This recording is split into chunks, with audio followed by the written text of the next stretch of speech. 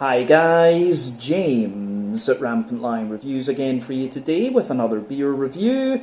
For this one we have a little bit of a special review, so this will be the last sit-down review that I filmed for you during this trip to the US. So over the month or so that I've been here, I've got to try some really nice beers. I've done a lot of out and about videos at different places across New Jersey, a few in New York, up in Connecticut. It's been a really interesting month. I've drank probably too much beer, and we've got to do some really interesting sit-down reviews as well. But for this last one that I'm going to film here, I thought we would have a little look at something that is going to be a wee bit special. So we're going to stick to the state of New Jersey for this one. We are going to go to a brewery that has or will feature on the channel at some point. I'm not sure exactly what order videos are going to be released in, but we did an out and about video for this brewery. This is the first time we're doing a sit-down review of one of their beers, and the beer itself is one that has won a number of awards. It's a style that I very much enjoy, but one that we don't get to review all that often on the channel,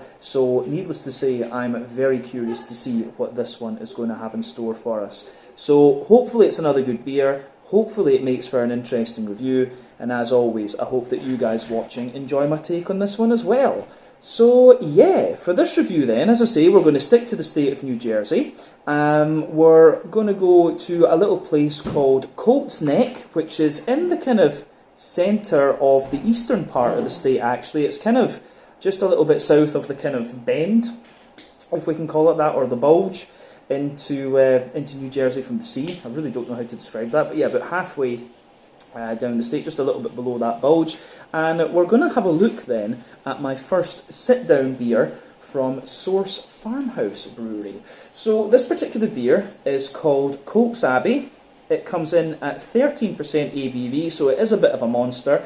And this one is a Belgian-style quadruple. So yeah, this should be pretty nice. As you'll know if you've watched the channel for any length of time, I'm a huge fan of my big brown sugary beers, you know, the Belgian quadruples, the Scotch ales from the motherland, the German Doppelbocks, you know, these styles of beer I absolutely love. So when I saw that Source had a big bottle of Belgian quadruple, I thought, you know, this will be a really nice one to share with Dave and Marielle, who have been very nice and put me up when I've been in this part of New Jersey. So yeah, let's crack on with this one then and see what this beer is going to have in store for us. So, as always with my reviews then, I'll tell you a little bit about the brewery before we taste the beer. If you want to get straight to the tasting, just fast forward. All the usual links can be found in the video description below. That's the brewery website, the link to my other reviews that hopefully I can do in the future from Source Farmhouse Brewery. This is the very first time I'm doing a sit-down review of a beer from this brewery, like I said, but there's all the usual social media down there. If you want to see more reviews, do please consider subscribing to the channel. The support that you give is massively appreciated, and remember you can go into the channel homepage and search for beer using the geography tagging system. So just go in there, use the little search bar, put in your hometown, state, county, province, whatever you like. If I've reviewed beers from the area that you search for, they will pop up. Failing that though, you can check out the playlist of beers from different countries. There is one in there for the American review, for the American beers, and that is being added to quite regular at the moment, but do make sure you check out the beers from other countries as well, because there are some really, really nice things on the channel these days. But yeah, let's go on then and chat a little bit about Source Farmhouse Brewery for the very first time. On to my brewery notes. So, Source Farmhouse Brewery, as I've mentioned to you already, are based in Colts Neck in central New Jersey, and the brewery was founded back in August of 2019 by Phil Petracca and Greg Taylor. So Phil has a background in management, product development and technology, and he was actually involved in the development of the physics draft pour system, which can convert any beer into a nitro-style draft pour, which is kind of interesting. But apparently he and his business partner David McDonald secured a $2 million funding investment after appearing on Shark Tank, which I think is basically America's equivalent of Dragon's Den back in Europe. But this company was founded back in 2014 and it grew substantially over the following years. But Phil had always had the ambition to brew his own beer, so he took Greg Taylor, who was on his team at the physics company, and they formed a brewery company together. But the brewery itself is located in an old dairy barn built about 125 years ago. They converted this into a brewery with taproom, which is over 2 floors. The brewery operates a 10-barrel brew house, which is about 1,600 litres per brew if you want to use the metric system rather than the freedom units.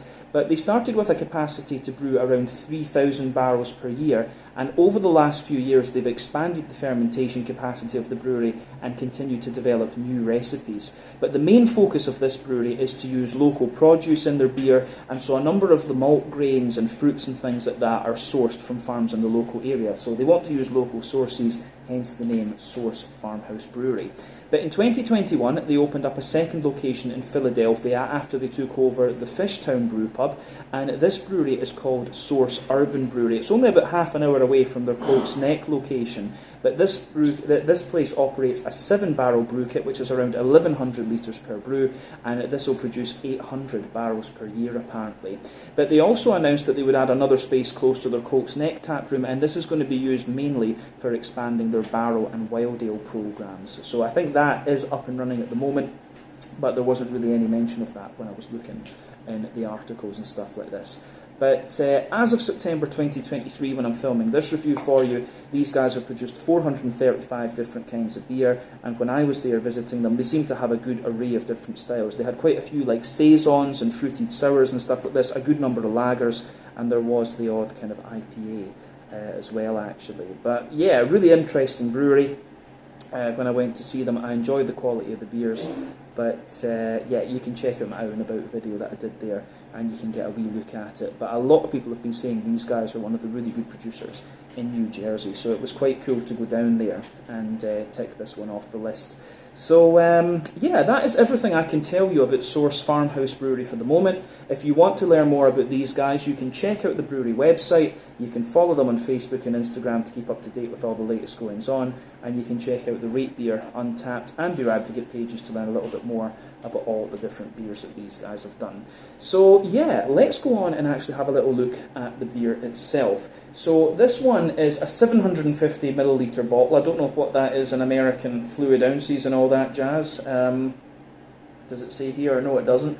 But yeah, the artwork on this one is pretty nice actually. So there you can see this flower symbol that you have here, the hop flower in the glass, is the Source Farmhouse Brewery symbol. You can see they've got all the nice kind of Dutch-style Belgian houses there on the label, which I think is great. But yeah, you can see some of the awards that this beer has won on the side too. This beer does have a little bit of a sticky wax to it, so my fingers are probably going to get all sticky and messy during this review, but that's just kind of how it goes. But the Quadrupel as a style, it's usually a very strong, sort of dark brown beer. The very first Quadrupel was the La Trappe Quadrupel by Brouwerij de Koningshoven in the Netherlands, one of the original 5 Trappist breweries, if I'm remembering the number correctly. But yeah, they were the first ones to do a quadruple, and of course you've got the Rochefort 10 these days, you've got the West Leitrim 12. I think that might be it for the quadruples, other than the Chimay Blue actually. So not every Trappist brewery produces a quadruple actually. But yeah, that, I think, yeah, as I say, the main one to try, or the first one you should try, would be that from La Trappe in the Netherlands. That's where you really should begin. But I love the big brown sugary beers, like I mentioned. One of the things to remember about Trappist beers, or Belgian beers in general, is that they add brew sugar into them, so they're often quite high in alcohol, but lighter in the mouthfeel and quite crisp in terms of the carbonation because of the extra fermentation from that brew sugar. But yeah, that's that. So let's get this guy out anyway, and we'll get on with the tasting. You can see it's got one of these kind of cork tops on it, so we just need to be careful with this and see that we can get it open properly. As I say, there's wax all over this thing, so yeah, we'll just need to see how we go with it, and hopefully the beer doesn't explode when we open it, because this has happened with a few beers before, but I think it's been kept fairly calm and it should be alright. So let's do this. Like I said earlier, this one is called the Colts Abbey, a Belgian quadruple, 14% ABV, 13% ABV, I'm sorry.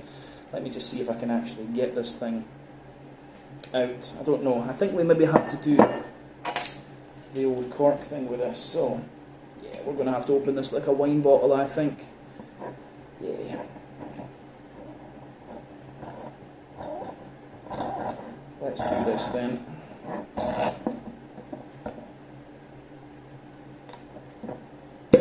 There you are.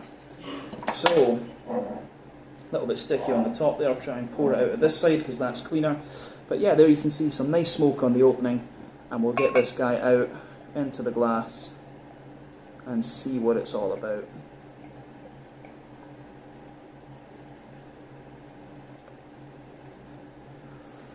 Ooh, that does look very, very nice. Now, I will point out as well that I'm probably not using the best glass for this particular style. But yeah, I was a bit short on Trappist glasses where I am, but that's just kind of how it goes. But still, this kind of nice tulip glass will sort of do the job, I'm sure. From Ommegang Brewery. But yeah, anyway, you can see that this beer has poured a lovely, quite, I'd say it's like a sort of rich mahogany type colour, this one. When the beer poured, you could see it had about a half finger of a frothy, I would have said kind of fawn, cream coloured head. That's faded away to be a very sort of thin, kind of wispy layer over the top. You've got a nice ring around the edge of the glass there, but you can see medium-sized bubbles on the surface of the liquid there, and a few kind of smaller ones just as you go further up. Yeah, just as you go further up the head. But as I say, when it's 13% ABV, you're not going to get much in the way ahead from this beer, to be honest with you. But yeah, in terms of the colour of it as a quadruple, I would actually say this one is quite a wee bit lighter. It's on the lighter end of the spectrum for this style of beer. So remember, the colour of your beer depends on a few things. One, the type of malts that you use. That goes a long way to determining the EBC rating. Two, length of your wort boil is also going to play a role, because the longer you boil the wort, the more the sugars caramelise, and thus you get a darker colour of beer. But any barrel aging that you do or adjuncts you put in the beer will affect its colour as well. And when it comes to quadruples, I think the sort of candy sugar or whatever you put in these things can affect the colour of the beer a little bit. But this is definitely on the lighter end of the spectrum for any quadruple that I've seen. I will definitely say that. But the most important thing is, of course, whether the beer tastes nice. And I'm sure this one will. It's got a very good rating. I think it was over 4 when I had a little quick look at Untappd earlier on. But you can see it's got a little bit of natural haze to it. 1 or 2 big bubbles sticking toward the side of the glass, and a few little ones just going up toward the surface of the beer there. But overall, it does look pretty damn nice. So yeah, that's everything we need to say about the appearance of this one. Let's have a wee look at the aroma and see what it has in store for us. This should be nice. Oh, yeah. Aroma-wise, this one smells really nice. It's not the most pungent of aromas, and of course you wouldn't really expect that from a Belgian quadruple, to be honest with you. These beers are a bit more about their depth and things, and this one has been in the fridge. It will warm up a little bit more and give you more as time goes on, and we'll see that as we drink the beer. That's one of the nice things about doing longer reviews, is you can let the beer open up a wee bit. But yeah, aroma-wise, it is kind of delivering everything that you would expect of the style. And I'm quite curious to see how an American brewed quadruple compares to the Belgian ones, because obviously as a European I'm far more familiar with those, and I haven't actually had too many American examples of Belgian style beers actually. So yeah, but anyway, let's break the aroma down and just describe it for you a wee bit more in depth. So, the backbone of the beer, you've got this lovely sort of, fresh, kind of brown bready backbone. You absolutely have some undertones of like a woody character in there. There's a little bit of nuttiness, and there's lots of different types of like cake and bready layers coming out of this beer too. But as I say, like a fresh kind of wholemeal, almost like German pumpernickel bread actually. It's got a little bit of this kind of cakey, bread crusty type backbone to it, which smells absolutely lovely. So yeah, that's the backbone of the beer. Above that, like I say, you start to get different layers of stuff. So you've got this kind of cakey, like sponge cakey layer in the base for sure, which is quite like a, it actually smells quite like a kind of brandy soaked fruit loaf or something like this. So it's very much like that, brandy soaked fruit loaf. Then you get like a sweeter, as I said, kind of German pumpernickel type bread above that. And then you've also got these, you've also got a little bit of a more kind of straight up wholemeal brown bready character coming out of this one. But all of these bready layers smell as if they've got like a little bit of, you know, dried apricot or date or something like that. Like it's almost like they're kind of soaked in brandy or cognac, something like that. And you do get these wee nutty characters coming out of them as well. So yeah, the malty backbone of this beer I think is really quite interesting. So on the other thing to say about the malt base in this one, the other thing to focus on is the brown sugary character. So for me, the brown sugary character that comes out of this one is the brown sugary character that comes out of this one is really is quite interesting. So it's quite a bright brown sugary character at that. You can certainly get, there's a lovely little bit of toasty brown sugar in there. So yeah, a lovely little bit of toasty brown sugar. Yeah, a wee bit of toasty brown sugar underneath. Repeated that a few times, brain's not working. But you do get a little bit of a more leathery brown sugar. And when you get these kind of leathery brown sugars, that can usually indicate a slightly longer wort boil. I don't think that's too much of an issue in this beer. It doesn't smell madly leathery, but there is a wee bit of that. On top of that, you start to get a little bit of a more... There's a bit of like a toasty caramel as well. You do have a wee tiny hint of like a treacly sort of note coming out of the beer as well. But generally speaking, the brown sugars that are in here are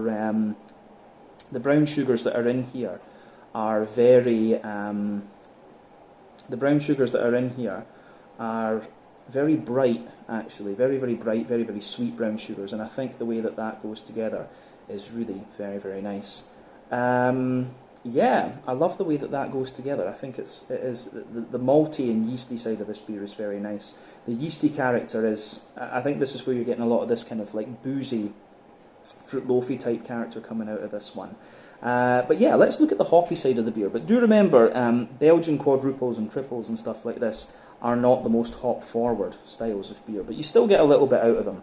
So for me, the hoppy character that you get in this beer, it's a bit, this is where it differs, I think, from the Belgian ones a wee bit. It's definitely sweeter, but generally speaking, the American palate is sweeter than the European palate, but you can also tell the hops in this one are a little bit different. This smells as if it might have a little bit of German hop in it, whereas the Belgian ones would use, I think they would use their own hops in these ones, but this one smells like it could either be German or some American hop.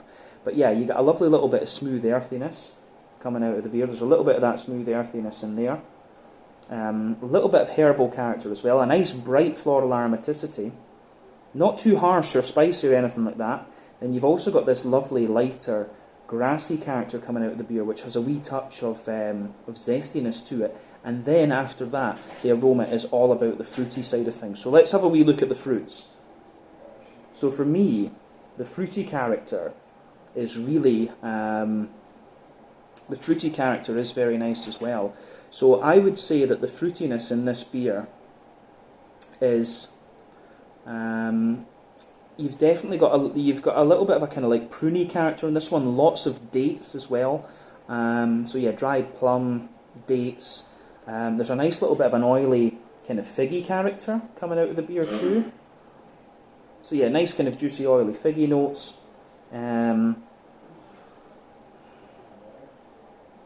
Yeah, oily juicy figgy characters. And then there's I get a lot of blackcurrant out of this one actually. For me, there's lots and lots of blackcurrant in here. And you do get a wee touch of a sharper blackberry and raisin in this one when you first take the nose in. But I'd say, yeah, blackcurrants, dates, prunes, figs. For me, that's the kind of fruity character you're getting out of this one. But I think that's everything we really need to say about the aroma of this beer, to be honest with you. It smells lovely. Kind of gives you all the sorts of aromas that you would expect of this beer style, but I would say that it's quite a bit brighter actually in its aroma than what you would find in Belgium. I need to try a few more of American brewed quadruples just to see what they're like. But as I always say, take a bit of time to enjoy the aroma of the beer before you get stuck into it. But I think it is about time for us to try this one and see what it's all about. So yeah, this is the Colts Abbey. 13% Belgian-style quadruple from Source Farmhouse Brewery in Colts Neck in central New Jersey. Let's get stuck in. Slàinte, skål, cheers.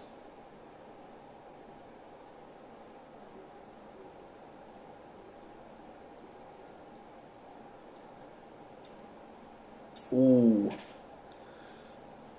I'm going to say straight away. I'm going to say straight away, you can see why this beer is so highly rated. That's lovely. This is nice. Again, it's got a kind of different vibe to it than what you'll get from the Belgian examples. I wonder if you aged this, if it would. I think over time it would gradually be a little bit more like what you would get in Belgium. But the brown sugars are just a little bit brighter. The hoppy character still has a little bit more. The hoppy character's a little bit bigger in this one. But yeah, it's a lovely example of the style. These are just me kind of. Every beer reviewer has a different point of reference. Every beer drinker has a different point of reference. It's me just kind of trying to relate this and see how it's different to what I've had before. But this is a very, very good take on the style, actually. Yeah, lovely stuff. So, gives you everything you'd want. The brown sugar, the bready, cakey sort of notes, the red fruit, a little bit of hoppy character. Yeah, cannot knock this beer at all. This is very, very nice. Right, let's break this down then and describe it for you a wee bit more in depth. We'll start on that middle third of the palate, as we always do.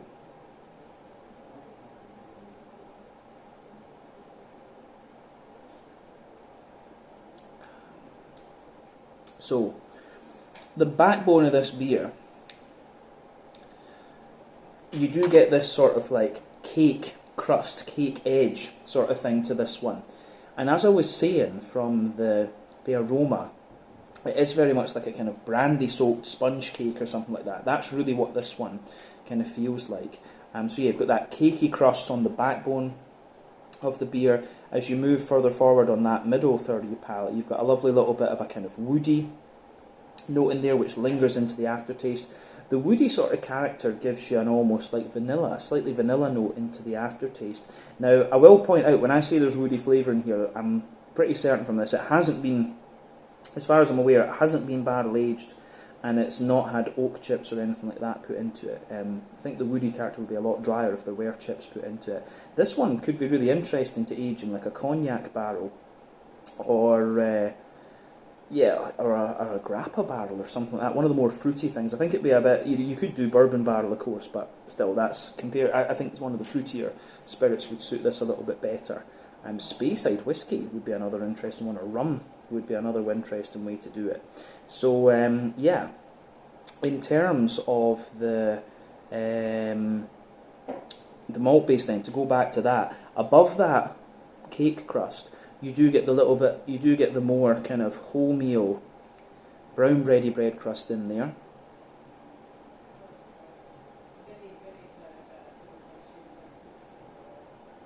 So yeah, there's a little bit of that more kind of wholemeal brown bready bread crust in there. Above that, you have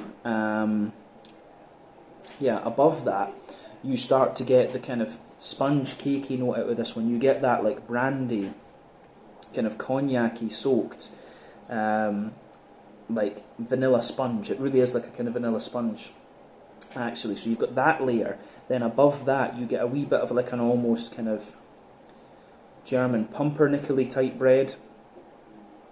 And then you get a wee bit of a kind of wholemeal brown bready character above that. And within those bready layers, I would say that you've got a little bit of a nutty undertone to this beer too. And that becomes more and more apparent the further into the aftertaste that you go.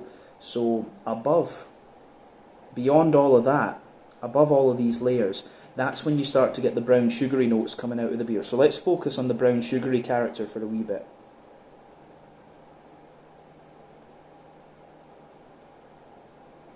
And I will say as well, this beer is kind of interesting because you can tell that it's big and boozy, but at the same time it does cover its alcohol. It does mask its alcohol pretty well. But yeah, the brown sugars in this beer are pretty complex actually. So it's almost kind of sticky in its brown sugary characters. So for me, the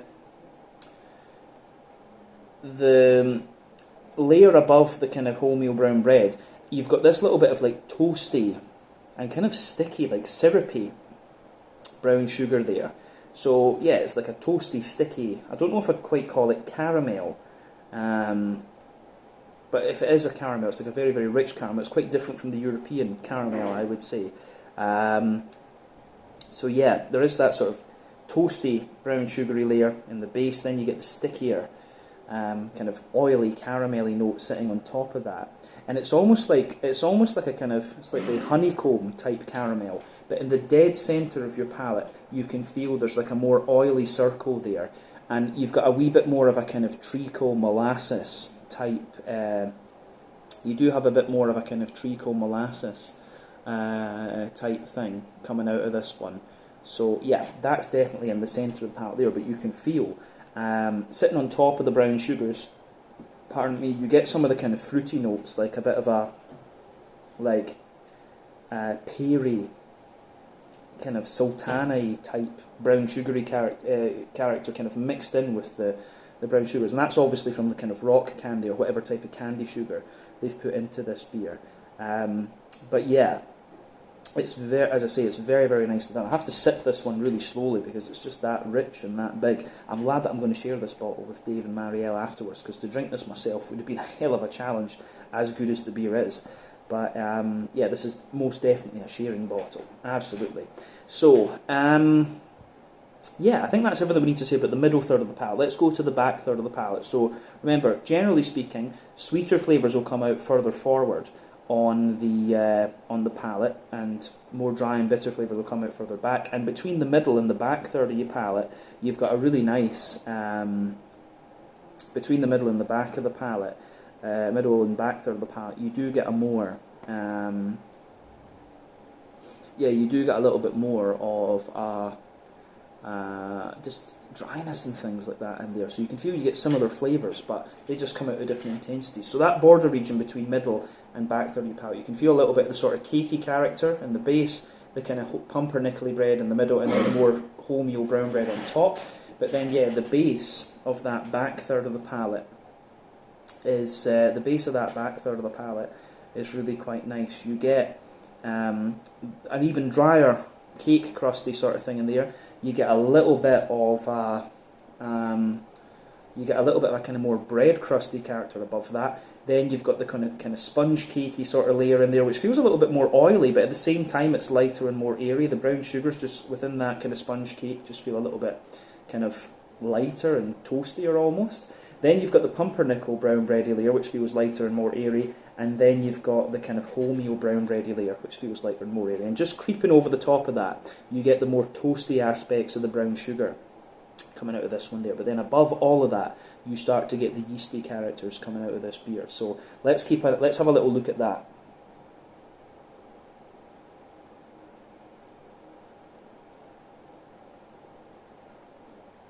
So yeah, the brown sugary character kind of goes into the yeast here, but the yeasty note for me is like this really dense, sweet, doughy, it's like a sweet, dense, doughy, like almost pumpernickel, German pumpernickel-y type bread in there, but it's got a lot more fruitiness to it, and of course Belgian beer is very yeast focused. So yeah, it's like a very sweet, like dry, peary, kind of fruit loaf type character that this doughy thing's given you. It's wrapped in a little bit of an almost woody type flavour, and then you've got that kind of honeycomb around it, and it's quite a toasty sort of honeycomb character that you get out of this. But definitely, the back third of the palate, the flavour is taller. Then as you move further forward into the middle third of your palate, it just kind of condenses down and squashes together that little bit more. But once we say that, I think we've covered everything we need to say about the malty side of this beer. Let's go on to the hoppy side of things then. So this beer, obviously, you can feel that it's fairly fresh because the hoppy character still has a wee touch of bitterness to it, and obviously the longer you would age this beer, the more those hoppy characters would drop out. So yeah, we are drinking this quadruple quite fresh. You could have argued that I should have left it for later, but I wanted to try it when I was here. Didn't have so much time. But anyway, in the back corners of the palate then, you've got a nice little bit of an earthy character in there. As you move further forward, it gets a little bit herbal, and the earthy herbal sort of thing comes quite far forward on the sides of the palate, but then as you move further forward toward the kind of front corners of the palate, you get a little bit more of a kind of floral aromaticity to it. I think this might be a little bit of Cascade or something that's in here. It could be a little bit of Northern Brewer as well. But I think if it was Northern Brewer, it would be a little bit woodier than it is. Northern Brewer, of course, is a very popular hop to use in German Doppelbocks and things. It could be Galena, actually. American Galena is a very popular hop to use in like barley wines and American strong ales and stuff like that. But yeah, it could be that. But round the front curve of the tongue, the beer is a little bit lighter and more kind of grassy, and it's got a wee bit of zestiness to it. And you know, the way the green component is does make me think it could be Galena that's in here. But yeah, green component is quite apparent on this one for sure. Let's have a wee look at the front third of your palate then and the fruity side of the beer. So for me, the border region between front third and middle third of your palate, you get a nice little bit of bready build up in there. You've got that sort of cakey sponge again, the kind of pumpernickelly brown bread, and then the wholemeal brown bread on top of that. Then the base of that front third of your palate has a little bit more of that kind of cake crust sort of thing. You've got the kind of sort of bread crust, the sponge cake, and then the kind of pumpernickel bread. And then you get that nice oily bubble where the juicy fruity esters just roll their way out of the beer. So, yeah, for me, the fruity side of this beer then,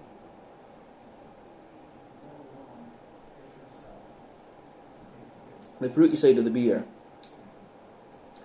is absolutely lovely. Yeah, if you go to the back of that front third of your palate, you get the really nice, you do get that really nice sort of kind of, you get that really lovely datey, you can feel it in the base. It's kind of like a sultana, you know, a dry white raisin, kind of like that, but there's dates sitting above it. That's interesting. I don't know, is there a bit of prune in there?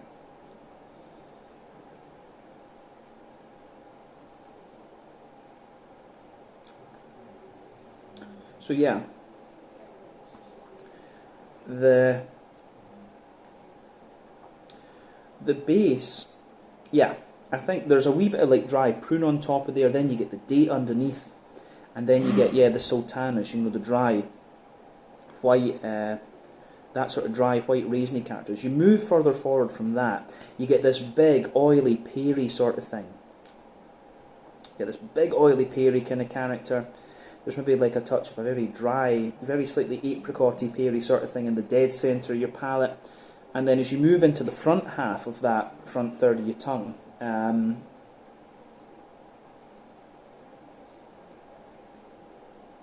yeah, you maybe get a very slight hint of like a juicy, you get a very slight figgy character to it, but it's not very.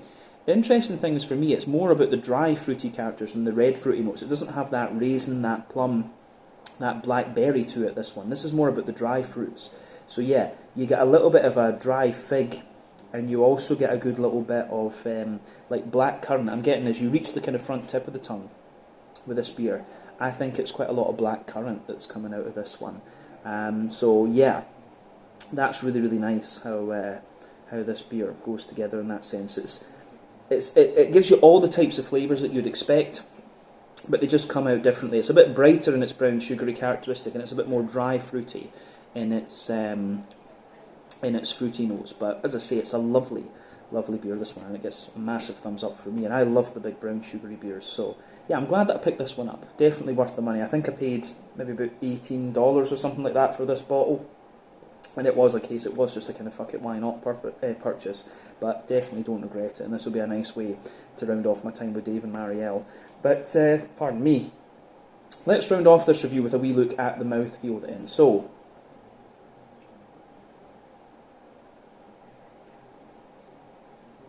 mouthfeel-wise, for me, this beer, it is full-bodied.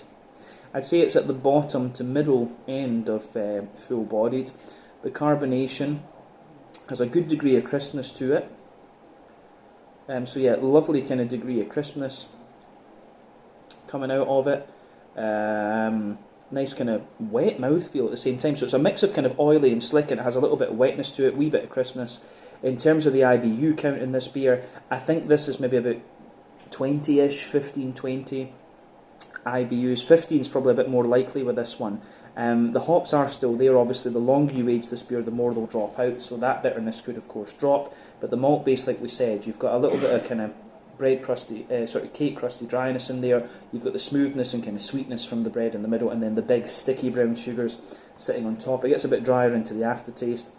And then, yeah, you've got these lovely, big, oily, juicy, fruity characters coming out of this one. So, yeah, the way that this beer goes together, I think, is really very, very nice. So, gets a big thumbs up from me.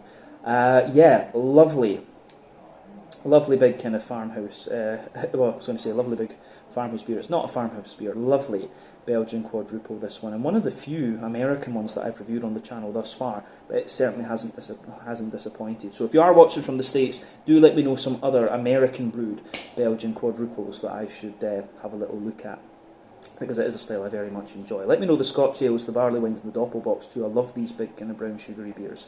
But yeah, I think that is everything we need to say about this one. So this was the Colts Abbey, a 13% Belgian-style quadruple from Source Farmhouse Brewery in Colts Head, almost right in the middle of New Jersey on the eastern side. So once again, thank you for watching my beer reviews. Until the next time, please like, subscribe, share, all the usual YouTube stuff. Let me know your own thoughts on this beer in the comments section below. Let me know what your favourite beers are from Source Farmhouse Brewery as well, and we will see about returning to these guys again in the future. But do make sure you check out that Out and About video that I did, and I will see you guys Asia side, as I say, my last video that I'm filming in the States. So until the next time, Slange, Skål, cheers, and I'll catch you guys very, very soon. I'm going to go enjoy the rest of this beer with Dave and Marielle. Ciao just now.